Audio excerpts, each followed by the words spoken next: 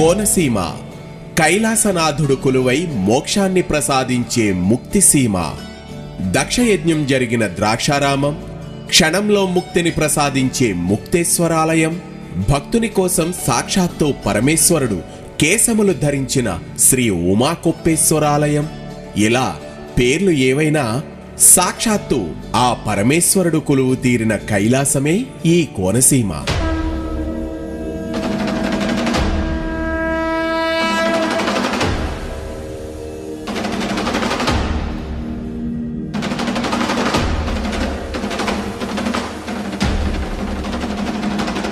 రుద్రనమకం మనకు ప్రసాదించిన ఏకాదశి రుద్రాక్ష మంత్రం విశ్వేశ్వరాయ మహాదేవాయ త్రయంబకాయ త్రిపురాంతకాయ త్రికాగ్నికాలాయ కాలాగ్నిరుద్రాయ నీలకంఠాయ మృత్యుంజయాయ సర్వేశ్వరాయ సదాశివాయ శ్రీమన్ మహాదేవాయ నమః అనగా ఈ కోనసీమలో శివుడు విశ్వేశ్వరుడిగా, మహాదేవుడిగా, త్రయంబకుడిగా, త్రిపురాంతకుడిగా, త్రికాగ్ని కాలుడుగా, కాలాగ్ని రుద్రుడుగా, నీలకంఠుడుగా, మృత్యుంజయుడుగా, సర్వేశ్వరుడుగా, సదాశివుడిగా, శ్రీమన్ మహాదేవుడిగా మనకు ఈ 11 అవతారాలతో ఏకాదశ రుద్రులుగా దర్శనమిస్తాడు.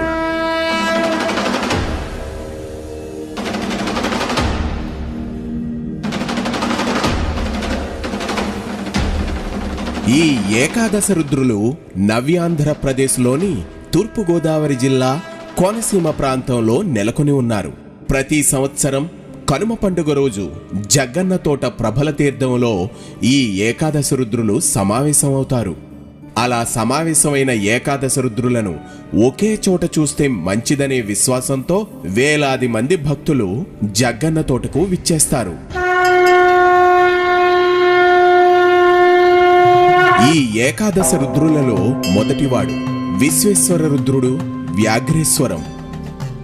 ఈ గ్రామానికి వ్యాఘ్రేశ్వరం అనే పేరు ఎలా వచ్చింది అంటే, ఒక పులి బ్రాహ్మణుడిని వేటాడేందుకు ప్రయత్నించింది. అతను గొప్ప శివభక్తుడాయే. పులి తరుముతున్న తరుణంలో భయపడి అతను చెట్టుపైకెక్కి శివనామ జపం చేస్తాడు. అతను జపం చేస్తున్నప్పుడు అతను ఆకులను కోసి చెట్టు కింద ఉన్న పులి మీద వేస్తాడు. కొద్దిసేపటి తర్వాత పులి పూర్తిగా ఆకులతో కప్పబడి కదలలేకుండా ఉంటుంది. అప్పుడు బ్రాహ్మణుడు మెల్లగా చెట్టు మీద నుండి క్రిందకి దిగి పులిపై ఉన్న ఆకులను తీసివేస్తాడు. ఆశ్చర్యకరంగా పులిని దేవతలు ఆశీర్వదించి శివలింగంగా మార్చారు. ఇక్కడ పులి అనగా సంస్కృతంలో వ్యాఘ్రము. అందుకే ఈ ఊరికి వ్యాఘ్రేశ్వరము అనే పేరొచ్చింది. ఇక్కడ పరమేశ్వరుడు శ్రీ బాలా త్రిపుర సుందరి సమేత వ్యాఘ్రేశ్వర స్వామిగా దర్శనమిస్తారు. ఈ వ్యాఘ్రేశ్వరం అమలాపురానికి కేవలం 13 కిలోమీటర్ల దూరంలో ఉంది.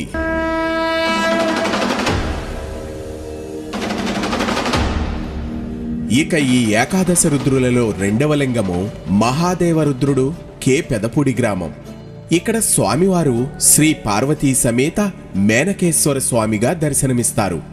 ఇక్కడ స్వామివారి స్థల పురాణం ప్రకారం పూర్వకాలంలో విశ్వామిత్రుని తపోభంగం చేసిన తరువాత మేనక స్వర్గానికి వెళ్లడానికి ప్రయత్నించగా ఆమె వెళ్లలేకపోతుంది. అప్పుడు శివునిని ప్రార్థించగా ఆయన ఒక శివలింగాన్ని మేనకకిచ్చి ఆ ప్రదేశంలో ప్రతిష్ఠింపమని చెబుతాడు. మేనక ఆ లింగాన్ని కృష్ణరాయుడు పెదపూడి అనగా కె పెదపూడి గ్రామంలో ప్రతిష్ఠించి స్వర్గానికి వెళ్ళిందని పురాణ కథ.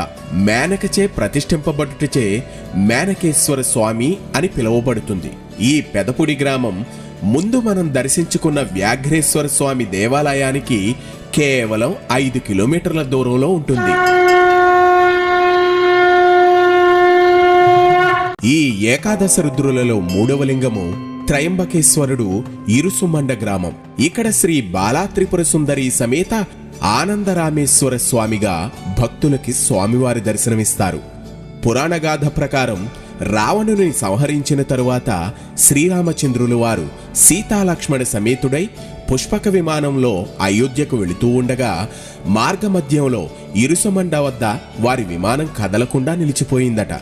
అప్పుడు శ్రీరామచంద్రులు వారు శివుని ప్రార్థించి ఇక్కడ ఒక శివలింగాన్ని ప్రతిష్ఠించినని, అప్పుడు వారి పుష్పక విమానం ముందుకు కదలగా వారందరూ ఆనందభరితులయ్యారట. రామునిచే ప్రతిష్ఠింపబడినది కావున రామేశ్వరుడని, అందరికీ ఆనందదాయకమగుటచే ఆనందరామేశ్వరుడని పిలువబడుతున్నాడు. ఈ ఇరుసుమండ గ్రామం ముందు మనం దర్శించుకున్న కే పెదపూడి గ్రామానికి కేవలం 5 కిలోమీటర్ల దూరంలో ఉంది.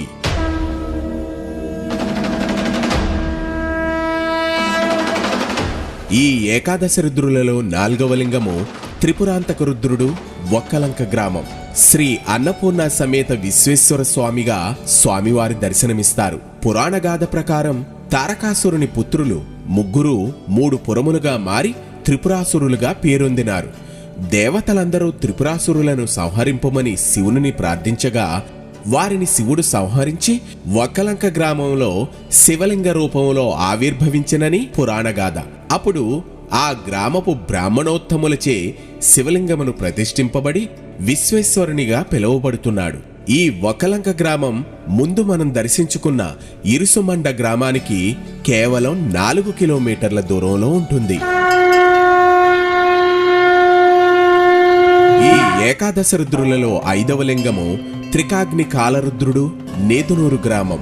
ఇక్కడ సర్వమంగళ పార్వతీ సమేత శ్రీ చెన్న మల్లేశ్వర స్వామిగా స్వామివారు భక్తులకి దర్శనమిస్తారు. ఇక్కడ స్థల పురాణం ప్రకారం 3 అగ్నుల యందు హోమం చేసిన ద్రవ్యాలను స్వీకరించి పరమేశ్వరుడు లింగరూపాన్ని పొందుట చేత త్రికాగ్ని కాలునిగా పిలువబడి అగస్త్య మహర్షిచే ఈ నేదునూరు గ్రామంలో ప్రతిష్ఠింపబడి శ్రీ ఉమాచెన్న మల్లేశ్వర స్వామిగా కొలవబడుచున్నాడు అని ప్రతీతి.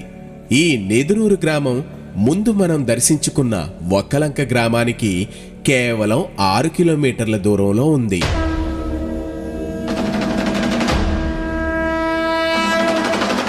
ఈ ఏకాదశ రుద్రులలో 6వ లింగము కాలాగ్ని రుద్రుడు, ముక్కామల గ్రామం.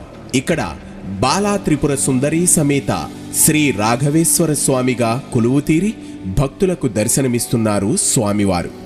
ఇక్కడ స్వామివారి చరిత్ర ప్రకారం రావణ సంహారం తర్వాత అగస్త్య మహాముని అయోధ్యకు వెళుతున్న శ్రీరామునిచే ఈ ప్రదేశంలో శివలింగాన్ని ప్రతిష్ఠింపజేసెను అని ఆ కాలాగ్ని రుద్రుడు శ్రీరామచంద్రునకు దివ్యాస్త్రాలను, ఖడ్గం ప్రసాదించినట. రాఘవునిచే ప్రతిష్ఠింపబడుట వల్ల రాఘవేశ్వర స్వామి అని పిలువబడుచున్నాడని, మరియు పాండవులు వనవాసం చేసేటప్పుడు శివుడు అర్జునుని పరీక్షింపదలిచి కిరాతుని వేషంలో అర్జునుని ధైర్య పరాక్రమాలను చూచి పాశుపతాస్త్రం ప్రసాదించినని, ఆయనే ఈ కాలాగ్ని రుద్రుడని మరొక కథ ప్రచారంలో ఉంది. ఈ ముక్కామల గ్రామం ముందు మనం దర్శించుకున్న నేదునూరి గ్రామానికి కేవలం 5 కిలోమీటర్ల దూరంలో ఉంది. ఈ ఏకాదశి రుద్రులలో 7వ లింగము నీలకంఠ రుద్రుడు, మొసలపల్లి. ఈ గ్రామంలో శ్రీ బాలా త్రిపుర సుందరి సమేత అనంత భోగేశ్వర స్వామిగా స్వామివారు దర్శనమిస్తున్నారు. ఇక్కడ స్థల పురాణం ప్రకారం దేవతలు, రాక్షసులు క్షీరసాగర మథనం సమయంలో వెలువడిన విషవాయువులను శివుడు తన కంఠమునందు నిక్షిప్తం చేసుకుని నీలకంఠుడైనాడు. ఆ గరళకంఠుడే మొసలపల్లి గ్రామమునందు లింగరూపమును ఆవిర్భవించనని, తనను కొలిచిన వారికి అనంత భోగాలను అందించేవాడు అని, అనేక భోగులు అనగా పాములను ఆభరణములుగా ధరించినవాడు అగుట వల్ల అనంత భోగేశ్వర స్వామిగా పిలువబడుతున్నాడు అని స్థల పురాణం. ఈ మొసలపల్లి గ్రామం ముందు మనం దర్శించుకున్న ముక్కామల గ్రామానికి కేవలం 4 కిలోమీటర్ల దూరంలో ఉంటుంది.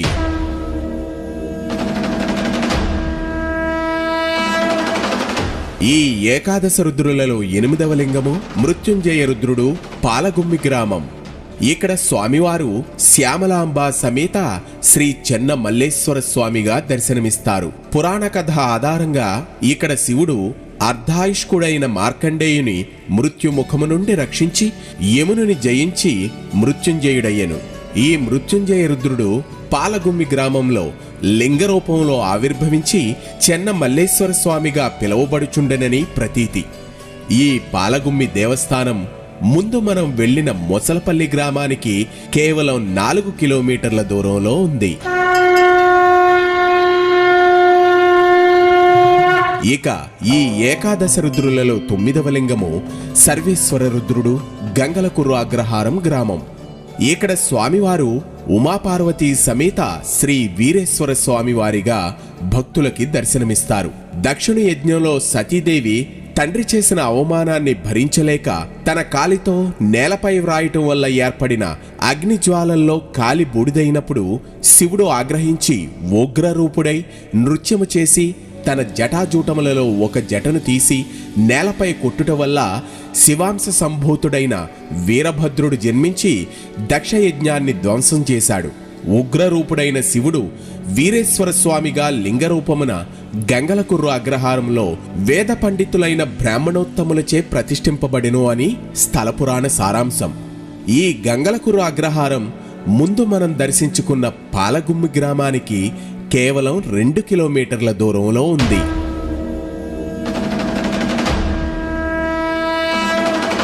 ఈ ఏకాదశ రుద్రులలో 10వ లింగము సదాశివ రుద్రుడు, గంగలకుర్రు గ్రామం. ఇక్కడ స్వామివారు సర్వమంగళ పార్వతీ సమేత శ్రీ చెన్న మల్లేశ్వర స్వామిగా భక్తులకి దర్శనమిస్తున్నారు.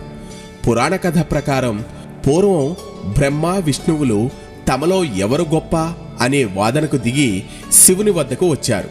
అప్పుడు శివుడు ఆద్యంతము లేని లింగరూపమును ధరించి బ్రహ్మను తన శిరస్సును చూచి రమ్మనెను, విష్ణువును తన పాదాలను చూచి రమ్మనెను. విష్ణువు శివుని పాదములను కనుగొనలేక తిరిగి వచ్చి నేను చూడలేకపోయితినని చెప్పాను. కాని బ్రహ్మదేవుడు మాత్రం శివుని శిరస్సు చూడకపోయినను ఒక ఆవును మొగలి పువ్వును సాక్ష్యము తెచ్చుకొని తాను శివుని శిరస్సు భాగము చూచితనని అబద్ధము చెప్పాను. శివునికి ఆగ్రహం వచ్చి బ్రహ్మకు పూజా పునస్కారములు లేకుండా ఉండాలి అని శపించి విష్ణువే అగ్రగణ్యుడని చెప్పాను. ఆ లింగధారి అయిన సదాశివుడు గంగలకుర్రు గ్రామంలో వేద పండితులైన బ్రాహ్మణోత్తములచే ప్రతిష్ఠింపబడిను అని పురాణ సారాంశం. ఈ గంగలకుర్రు గ్రామం ముందు మనం దర్శించుకున్న గంగలకుర్రు అగ్రహారానికి కేవలం 4 కిలోమీటర్ల దూరంలో ఉంది. ఇక ఈ ఏకాదశ రుద్రులలో చివరిది 11వ లింగము శ్రీమన్ మహాదేవ రుద్రుడు, పుల్లేటుకుర్రు గ్రామం. ఇక్కడ స్వామివారు శ్రీ బాలా త్రిపుర సుందరి సమేత అభినవ వ్యాఘ్రేశ్వరుడుగా భక్తులకి దర్శనమిస్తున్నారు. ఇక్కడ స్థల పురాణం ప్రకారం పూర్వకాలంలో విష్ణుమూర్తి శివునిని సహస్ర కమలాలతో సహస్ర నామాలతో పూజించెను. దానికి సంతసించిన మహాదేవుడు విష్ణువుకు సుదర్శన చక్రమును బహుకరించెనట. ఆ మహాదేవుడు పుల్లేటుకుర్రు గ్రామంలో లింగరూపమున ఆవిర్భవించెను. పుల్లేటుకుర్రు గ్రామానికి పుండరీకపురము అని పూర్వకాలంలో ఒక పేరు ఉండేదట. పుండరీకము అనగా వ్యాఘ్రము అంటే పులి అనే అర్థము. వ్యాఘ్రేశ్వరంలో వ్యాఘ్రేశ్వర స్వామి ఉండుట చేత ఈ గ్రామంలో శివుడు అభినవ వ్యాఘ్రేశ్వర స్వామి అని పిలువబడుతుండెను. ఈ పుల్లేటుకుర్రు గ్రామము ముందు మనం దర్శించుకున్న గంగలకుర్రు గ్రామానికి కేవలం 3 కిలోమీటర్ల దూరంలో ఉంది. ఈ 11 ఏకాదశ రుద్రులను ఏకకాలంలో ఒకే రోజున దర్శించిన ఏకాదశ రుద్రాభిషేకం చేసిన ఫలము కలుగును అని పురాణగాథ. సమస్త జనులకు ఏకాదశ రుద్రుల అనుగ్రహ ప్రాప్తిరస్తు. ఓం నమః శివాయ.